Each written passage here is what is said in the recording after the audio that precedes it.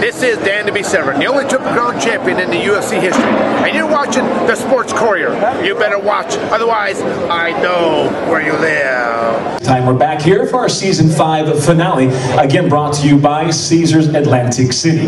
Those folks joining us in the live stream, we welcome you as well to our post-fight press conference. We'll open things up for questions for the members of the press here momentarily, but first things first, we'll now open it up for opening comments, and we'll throw it to the CEO and chairman of Bellator, Bjorn Rebney. Thanks, Mike.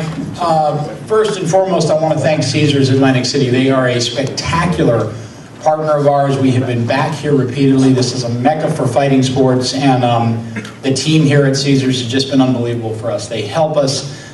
They make our life on a week-to-week basis much simpler and a pleasure to work with. They understand the game. They understand how to reach consumers with it. So a big thank you to Caesars, the Boardwalk Hall, which has got a tremendous background in fighting sports as well, and a great history. It was really kind of fun as a fan of fighting sports for the last 30 years to be here as well. A big thank you to our partners at MTV2 and at Epix and at Spike.com, who help bring these fights to millions upon millions of people around both the United States and the world. Kicking off the night, Jacob, a big congratulations. You know, Jacob represents very much what Bellator is all about. You give a guy who has had a little bit of a tough road in certain areas an opportunity on a big stage on national television against an undefeated 10-0 guy who's being built up, and you say, hey, here's your opportunity, here's your chance. And that cage door shuts, and you can come and you can bring it, and you can win a fight like that, and you can really plant your flag on the landscape of mixed martial arts. So a big congratulations to you on a very big win against a very, very tough 155-pound fighter. So big congratulations.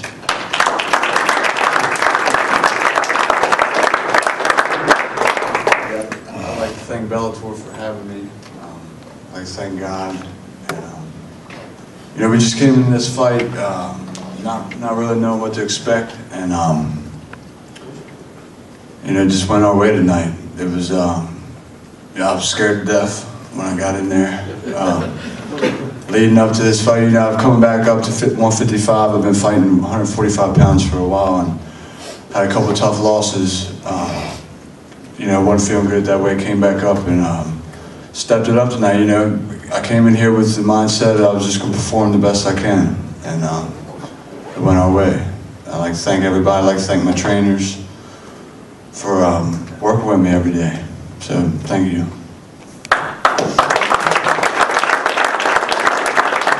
There's a gentleman down on the right-hand side of the table, Nazare, who is a very, very talented mixed martial artist. He will be back. He's already come up to me and said, hey, when can I get back in? And you'll see him again in the Bellator cage in short order. So Nazare ran into a very, very tough guy who was very focused tonight, but you'll be back with us fighting in short order.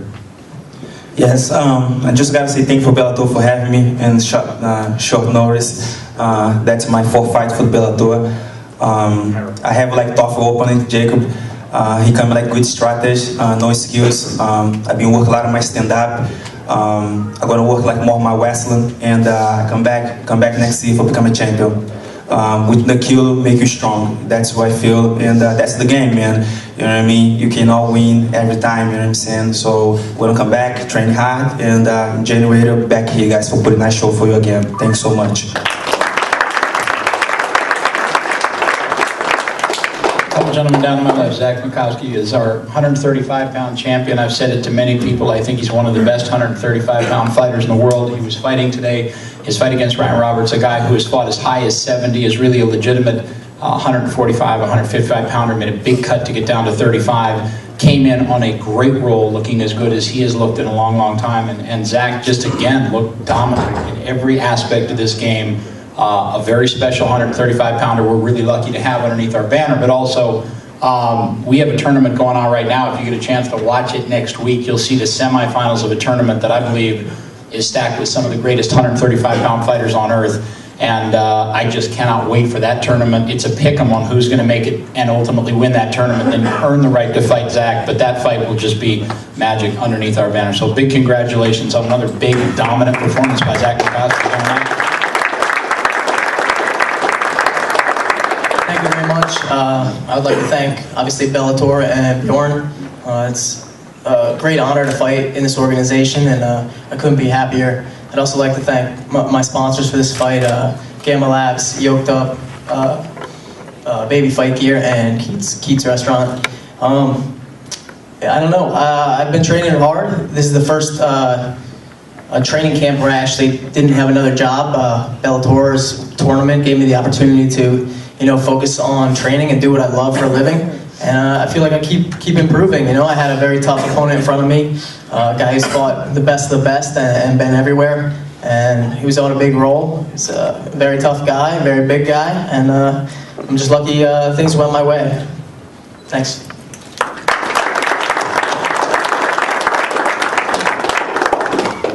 I'd really like to appreciate or thank Bellator for this opportunity. Zach was a great inspiration coming up here.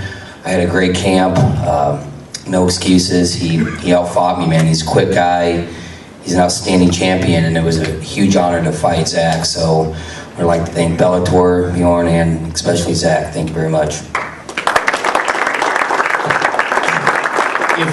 If you watched our show last week, if you've watched the tournament since its inception, if you watched when we kicked off in season number 5, you saw the first round of our, I don't mean to go back to our welterweight tournament, but got to tell this story because in the first round of our welterweight tournament, we had a fighter named Douglas Lima fighting in the first round of that tournament. He came in as the #1 ranked guy in the world at 170 pounds in terms of unsigned fighters. And he looked iffy against Steve Carl. Got clipped early in the fight, looked real iffy. And Sam Kaplan and I looked at each other and were like, wow, that's really not what we expected out of Douglas Lima. Then we came back the next, and he ended up winning the fight. And then last week against Chris Lozano, one of the toughest punchers out of any camp and a great fighter at 170 pounds, had maybe the best knockout I've seen in the last 2 years. So Lima just elevated himself. And Sam and I were looking at each other talking about this upcoming fight with Vitor Viana and saying, this guy was the #1 prospect in the world at 185 pounds. He did not look great against Sam Alvey in the first round of our tournament. Would he step up and would he elevate his game? Would he perform at a level that we thought he was capable of performing at? And wow, did he ever. Did he ever. What a spectacular performance tonight by a very, very talented fighter at 185 pounds who's just got credentials up and down, who's got a jiu-jitsu game that is second to none, who's got a spectacular amount of power in both hands. And Brian Baker has been with this organization for a lot of years, has stood in with some of the best fighters we have under this umbrella, has beaten some of the best fighters we have at 185 pounds, and was really back on a roll. So, Brian will be back under this banner in short order, and he'll be fighting for us again, but I cannot congratulate Vitor Viana enough on this performance tonight, on the gentleman that he beat, who is really a top-tier 185-pounder, and you look dominant doing it. So a spectacular performance, a big congratulations.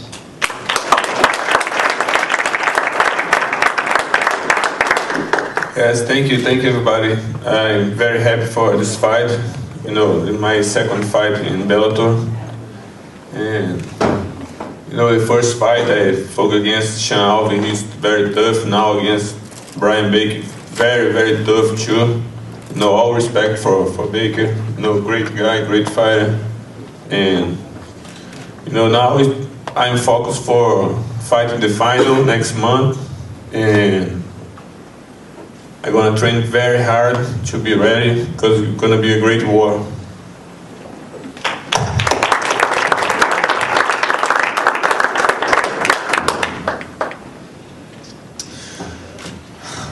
First and foremost, I'd like to thank God. The Lord is my victory. With Him, I have no defeat. And Bellator, Bjorn, thanks so much. Just letting me express myself and be who I am, and be true to myself. To my opponent, Vitor, man, you got a right hand, boy. Thanks, and thank you for the opportunity to perform, and I hope everybody enjoyed the fight still. I'd like to thank my team, Team Wildman, just back to the drawing board, back for us. You may see Brian Baker at 170 pounds. I woke up at 181 without cutting any weight. I'm smaller out of the middleweights, and I have to show my talents maybe at welterweight, so look forward to that. I'd like to thank my sponsors, Gamma Labs, Flatline Energy Drink, and All the Above Clothing. I'd like to thank my wife, always supporting me, and see me again. Very soon. I would hope against hope that everybody sitting in this room got an opportunity to see these two gentlemen fight. I walked in, and the first thing I said to the Brian closest to me was, "I cannot wait to see you fight again." That was a spectacular back and forth fight. That when you sit back and you think to yourself, if I could script a movie for a couple of rounds of a fight back and forth, and people probably wouldn't believe how action-packed it was going back and forth, you would script out the movie that these two guys just played out. That was a spectacularly fun fight to watch with two guys, both of whom promised they would bring the fight, and both of whom did bring the fight. This gentleman to my right has brought it both times he stepped inside of our cage, and that was what we had heard about him. That's why we signed him, and wow, I cannot wait to see Brian Rogers fight again at Bellator Fighting Championships. Alexander Shlemenko stood in, just looked as good as I've ever seen him look. So a big congratulations, Alexander, on a spectacular performance. Great win against a tremendously talented fighter in Brian Rogers.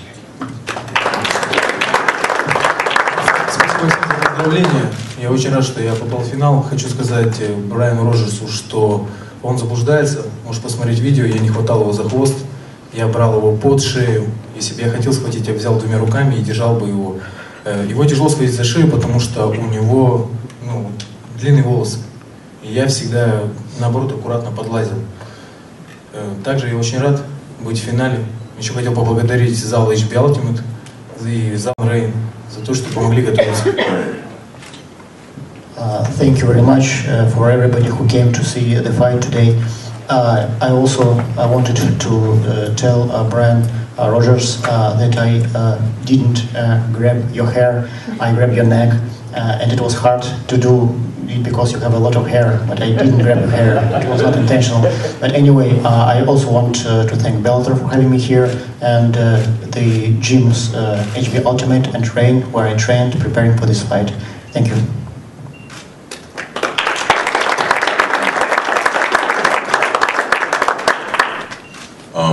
Thank you everyone for showing up to the press conference and supporting Bellator. Thank you, Bjorn, for the opportunity. It was an outstanding fight, you know what I mean? It didn't go quite my way. I ate a couple shots, you know, and we can sit here and argue all day. I have to watch the film myself. I felt like my hair was getting grabbed. I'm pretty strong. I can get my neck out of a Muay Thai clinch when I want to, but that's neither here nor there. I have a long, lengthy career. I think we're both 27 years old, so I'm sure this will play out again. Once again, thank you all my sponsors, Swole, Gagzoom, Intimidation, Versailles, Xerix, Jocko, Strong Style MMA, and everyone who came out and supports Bellator and MMA. Very appreciative.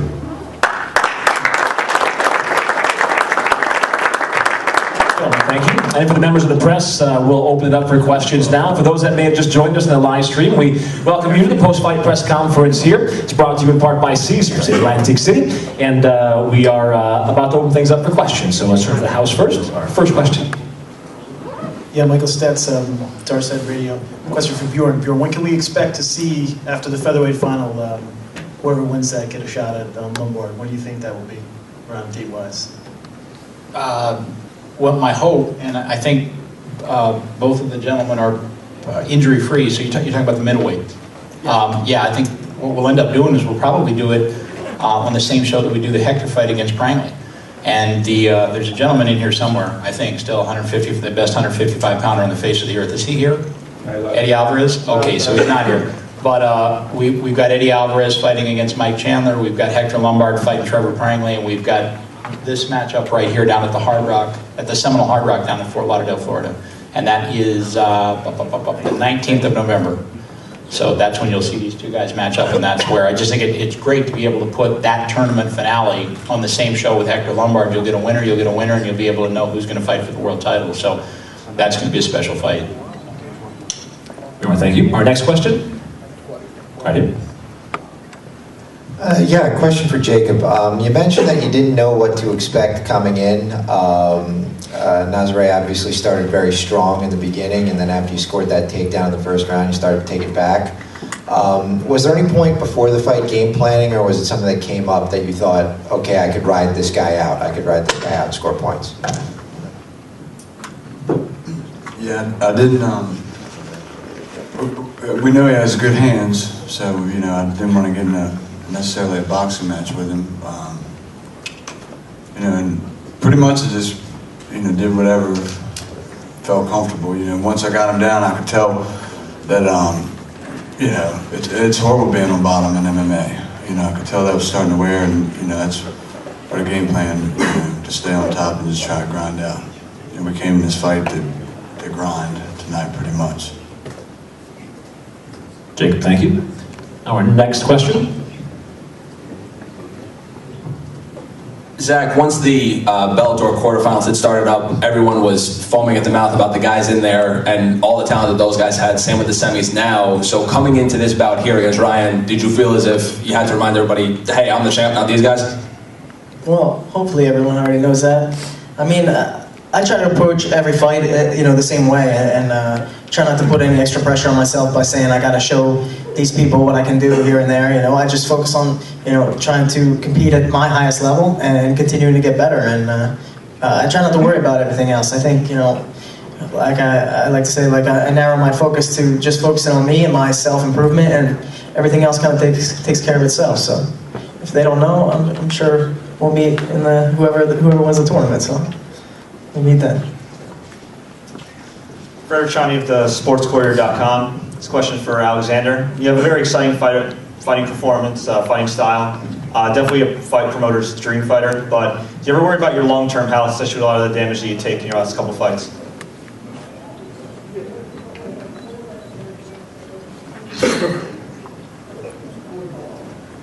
Я хочу сказать, что я в этом бою вышел, в принципе, без травм. Я не пропустил сильных ударов. Один удар был хороший. Брайан Роджерс, я повторюсь, я говорил, взвешивание, нехороший соперник. Я знал, что будет хороший жесткий бой. Я не хотел пропустить, и я, в принципе, много ничего не пропустил. У меня только синяк, сверху он пройдет, и я буду готов к финалу. As I mentioned during weightings, Brian is a very strong and tough opponent, and I expected this fight to be spectacular and brutal, and so it was. And I can say that I got hit a lot. One punch was very solid, but other than that, a couple of scratches and a bruise under my right eye, but I'll be alright before the next fight. Thank you. Thank you, gentlemen. Next question. For Vitor, with this being your second fight here in Bellator, what do you think was the biggest difference for you between your performance against Sam Alvey first and then tonight with your performance here? Yes, Alvey is hard to get in because he's waiting, you know, counter, and I have problem with my right hand before his fight. I can use my right hand against Alvey if you watch the video. And my game plan against Alvey is take it down and try working jiu-jitsu because I have only my left hand and I can take him down and, you know, strike just with my left hand.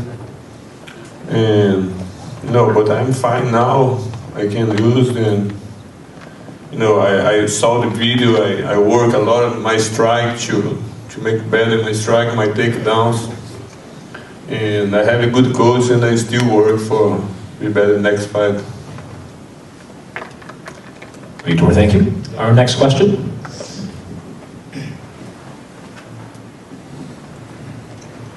Hey Bjorn, can you talk about the stoppages, Danny Gracie and also Alexander's fight? Do you think the stoppages were premature? I know that Brian Rogers might have, he argued a little bit about a stoppage. Of course, we know Daniel didn't think his eye was as bad. You know, can you just speak to the stoppages? Yeah, it's always hard when you're about 10, 15 feet away, but boy, when you get close up, Daniel's was a little bit of a shock to me.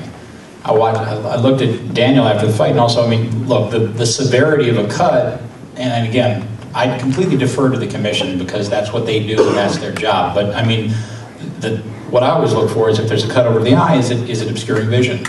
And if the fighter's healthy and the fighter can continue, which Daniel looked to be at the point, that was my question because the blood didn't seem to be in any way obscuring his vision. And I looked at him backstage literally 5 minutes after the fight, and he seemed to be fine. And there was no blood coming into his eye. It was an ugly cut, but deep, not wide. And it just, you know, I don't know. I mean, that again, there are certain things that I have no control over, but just as a fan, sitting tape side, I would have loved to have seen that fight continue because Daniel was taking the worst of that fight until the end of the round, and then ultimately seemed to be coming on, landed some great shots, looked to be coming together, and then the fight got stopped. So that was a little bit disappointing.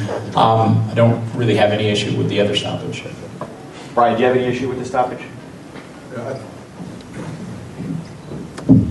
I think I took a couple of shots. I didn't get dropped by the knee. I didn't want to get hit in the face again. So I took a knee and put my hand down. And I was trying to swivel my head to get back up.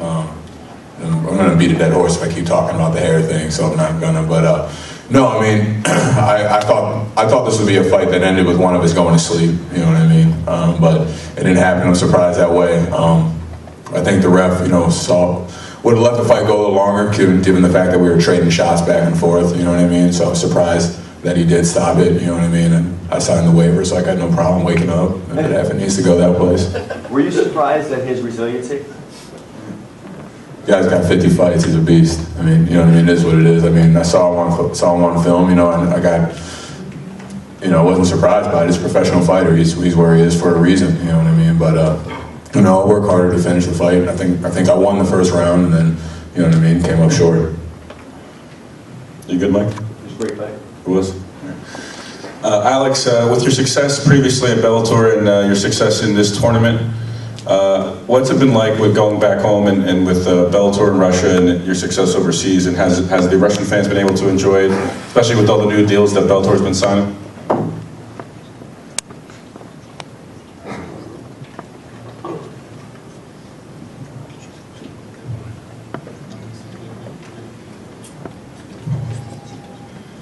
Да, я очень хотел, чтобы в России видели мои бои, но, к сожалению, пока еще не была подписана сделка с российским телеканалом. В России уже телеканал готов. Насколько я знаю, показывает Беллатор, они готовы. Я хочу попросить, пользуясь случаем, Бьорна, чтобы побыстрее вся эта сделка совершилась, чтобы могли российские фанаты видеть вживую в прямом эфире мои бои по телевизору. It's my dream. I really want Russian fans to be able to watch the top MMA promotion, that is Bellator, and so they would be able to watch all the fights live, and my fights included. So I really look forward to this partnership between Bellator and the biggest Russian TV sports station, and I take this opportunity to ask Bjorn to do it as soon as possible. For Russian fans to start watching Bellator like next week. Thank you. For both Alexander and Vitor, now Bjorn just announced it in a couple weeks. Both of you will be fighting in the Bellator middleweight final. If you could both take a minute to talk about what the other fighter poses and maybe break that down a little bit, however much you can. We'll ask Vitor to go first.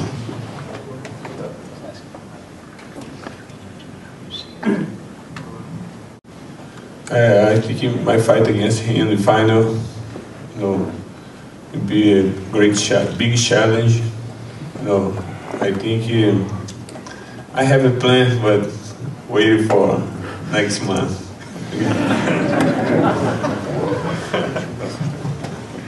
К сожалению, я не видел этот бой, как провел Витор Яна, пока тяжело говорить мне, что я буду делать. Я его не рассматривал как соперника, потому что я с ним не попадал. Сейчас с ним попал, сейчас мы приедем в Калифорнию, там разберем за неделю, и потом я уже составлю план, как готовиться. Но могу сказать, что будет очень хороший, красивый бой в финале. Well, unfortunately, I wasn't able to watch Vitor's fight today because I was preparing for my fight, and I was completely focused on my fight with Brian. But now, as Vitor will be my next opponent, we will go travel back to California and prepare for this fight very well. We'll have a great camp, and I can assure everybody that it would be a fight of the night. It would be an awesome fight. Bridget Narcisse, MMA and Sports Extreme Show. My question is for Alexander. With your vast experience, so many fights, so many opponents, and talks of Bellator looking to be more international with different fighters, are there any Russian fighters in particular that you haven't fought that you would like to fight?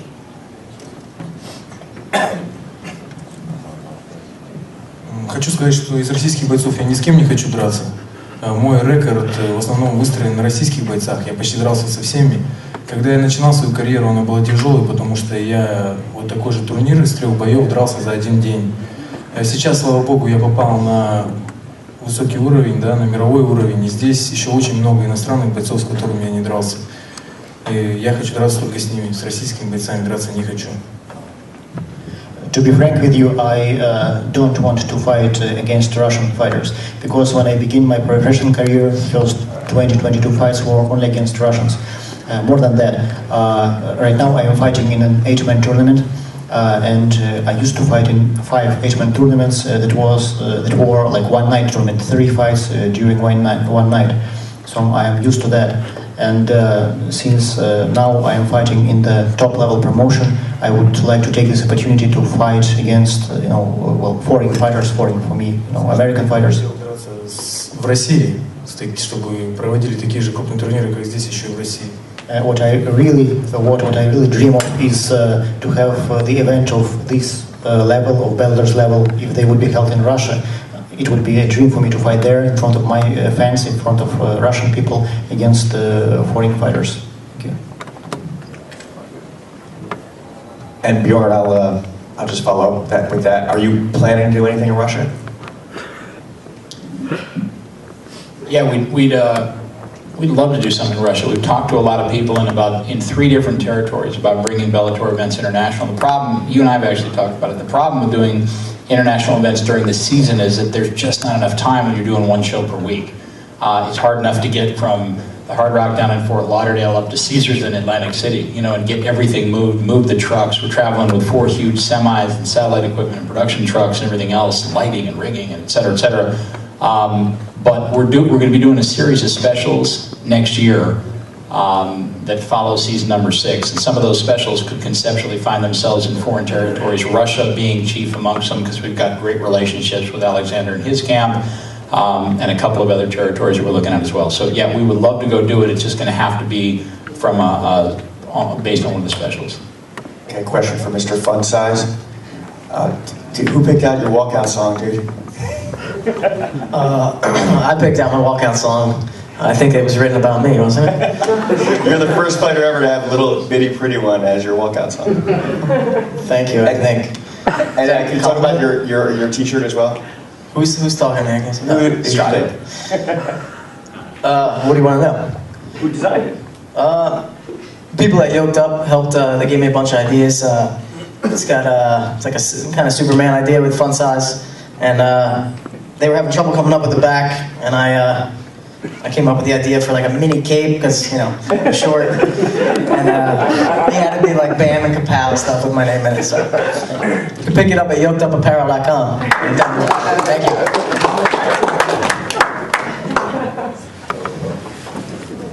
You said mini cape, right? Next question.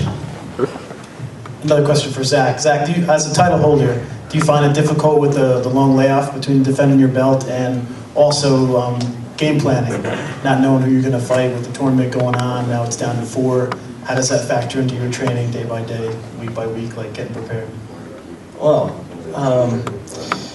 as far as game planning, like I'm going to have enough time when I figure out who the winner of the tournament is to the time we actually fight. I imagine defending my title in season 6 sometime. So I'll have time to figure that out. The layoffs are I'm fine with it. I'm always training, so it's not like I take a lot of time off. I try to, stay in shape all the time. But, I did only get to fight twice this year, and ideally I'd like to fight a little more often, but, I won the tournament, I got this guy, so I'm happy. Chad, thank you. We'll take a couple more questions. Question is for Alexander. I was wondering, several times during the fight you switched from southpaw to orthodox. What was your thinking going into that?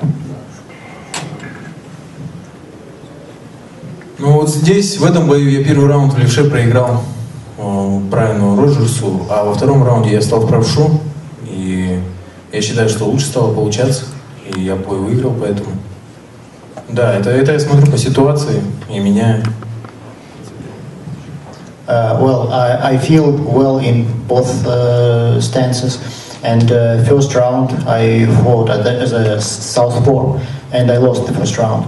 And then I changed my stance, and it was a successful move for me. So I just see how the fight goes, and I can adjust myself to my opponent and see what works the best. So luckily I can work in both stances pretty well. Thank you. And second question is for Bjorn. Just wondering, you guys were going to have the Eddie Alvarez, Mike Chandler fight tonight. Obviously Eddie got injured. You moved it now. You're going to be in Florida instead of here in New Jersey. Was that more so of a timing issue, having that fight go on then, or was it a situation where maybe logistics why you didn't have it here in Atlantic City for November?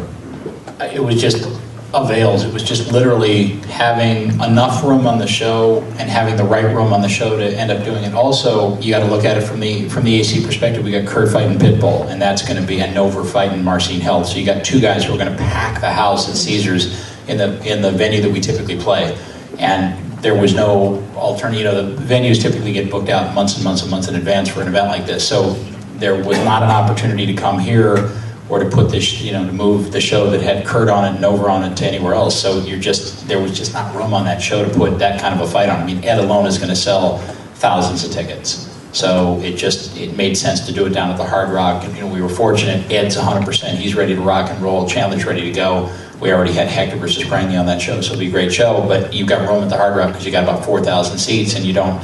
While a lot of Ed's following is going to make their way down there, not nearly as many as would make their way to AC, which is a 45-minute drive. So that was the thinking. Thank you, Bjorn. Let's ask one more time for questions. We'll come to you next, and then we'll get to the back of the room. For both Alexander and Vitor, again, I know you still have the final coming up between each other, but also not too much further down the road now is a fight with Hector Lombard, and I know at least for Alexander, that's something that'll be a rematch for you. Is that something you find, either of you, that you find yourselves thinking about, or just not really yet?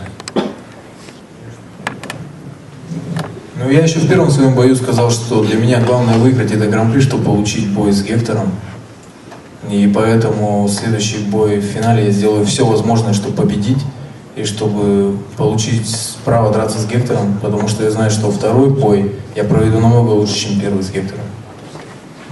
After the quarterfinals, I said that my goal is to fight Hector again. So I'll do my best. I'll do everything possible to win the finals, to get the chance, to get an opportunity to fight Hector again. And if we would fight again with Hector, it would be a completely different fight because I would be much more ready and I have a good chance at beating him. Thank you. This question's from the...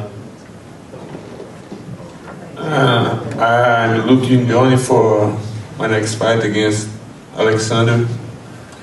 After the fight, I need to pass for this fight, for thinking about fight Lombardi. All respect for him to stop fighting the world, but I'm focusing on the final.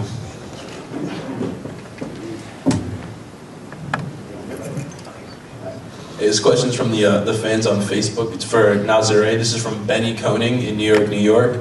Nazare, what adjustments did you try to make in between rounds after being taken down? Yeah, I knew the game plan. You're gonna try and take him down the second round again and third round. I tried to look for hooks or knees, but didn't come out. I've been practicing a lot of wrestling, but sometimes I can miss the days, and I gotta make adjustments in fights. For this fight especially, I couldn't make the adjustments for this fight. He's a tough opponent, but I feel like I let the win go away because I didn't make the adjustment. So I'm gonna come back, train hard, and next year, man, I'll be here again, ready to go. Thanks. Thank you. Our next question. A quick one for Bjorn. You guys planning to go to Philly again at all? You know what? You and I actually talked about that a while back, and it was, I guess what it really come down to is, first of all, I got to get past Mike Chandler, and that's no easy task. Mike is a handful and a really spectacular 155-pounder, but if that were to happen, we're going to have to find a location for the Aoki fight against Ed. And that could be any number of different places, but obviously Philadelphia or Atlantic City would be chief amongst them. So, which would be a spectacular fight, but I don't even want to get that far into it because I think Chandler is just a monster, and I know he's training like a beast possessed. So I'm looking forward to seeing that fight. We'll see what happens, and then we've got Aoki Yank to fight Ed, or we'll see. Thank you, Bjorn. Dylan, we'll take our final question. James O'Hagan, MMA Freaks Radio. Bjorn has questions for you. With the growth of women's MMA right now, when do you see another female tournament coming up? We've been working on that. Sam and I and the team have been working on that, trying to figure out if there's a way to do it in season number 6.